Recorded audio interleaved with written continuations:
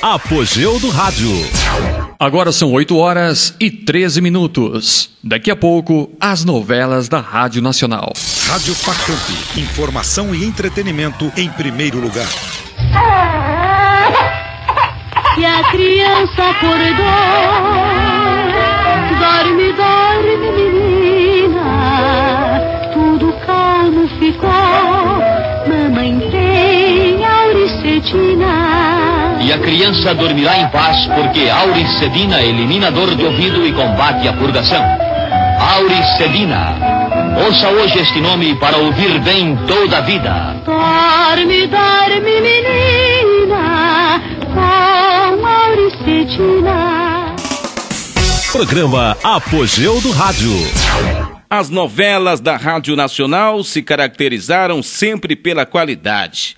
Também não era admitido o uso de textos negativos e destrutivos, pois havia uma vigilância muito grande em torno das novelas programadas. Um exemplo claro é que a palavra amante não poderia aparecer nos textos de uma novela.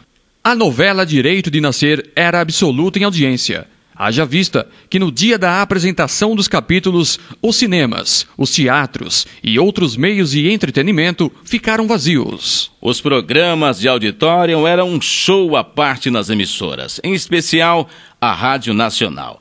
Esses programas chegaram a alcançar uma audiência de apresentação tão grande que conseguia manter o público dos auditórios em estado de excitação contínua durante 3, 4 e até mais horas. Para isso, os animadores contavam com a colaboração de grandes orquestras, conjuntos regionais, músicos solistas, humoristas e mágicos para entreter o público. Havia sorteios e brindes, e concursos e distribuição de amostras de produtos. No ano de 1948, com a estreia do programa de auditório do Manuel Barcelos, a disputa pelo título de Rainha do Rádio no ano seguinte ganhou uma dimensão maior. De um lado, César de Alencar, que apadrinhou Emilinha Borba. De outro, Barcelos, que fez o mesmo com Marlene.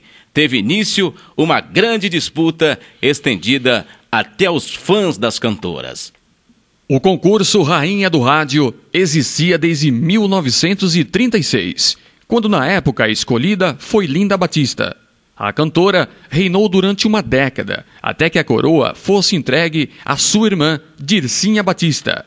Esse concurso, já reformulado pela Associação Brasileira do Rádio. Em 1949, a Companhia Antártica Paulista, que pretendia lançar o Guaraná Caçula e patrocinava o programa de Manuel Barcelos, financia Marlene com um cheque em branco, garante a compra de votos e no dia seguinte, o Rio de Janeiro amanhece com milhares de cartazes espalhados pela cidade.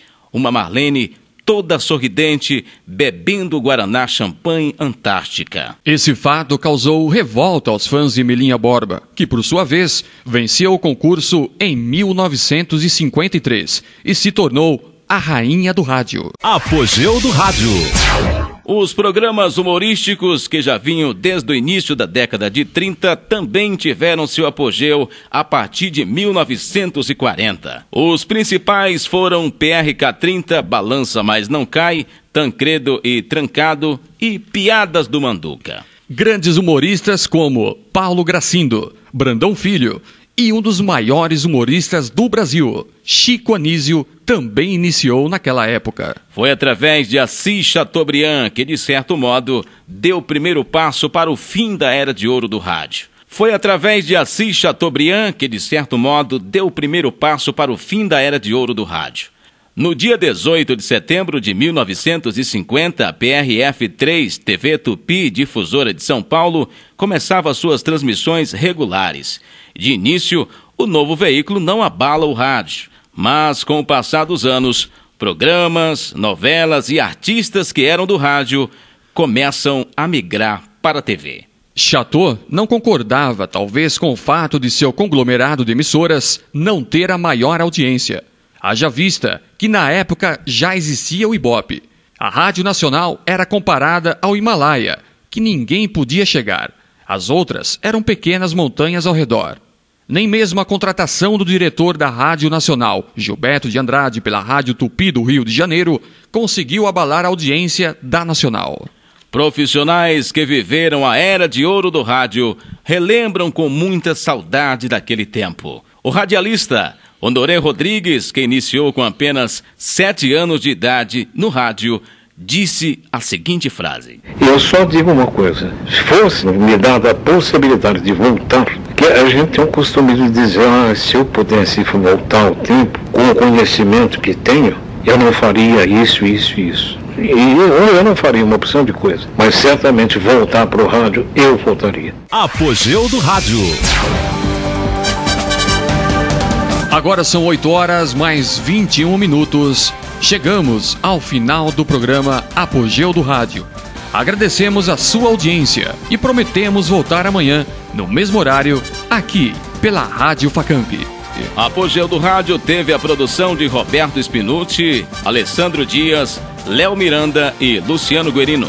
Reportagem Roberto Spinucci. A apresentação de Luciano Guerino e Léo Miranda.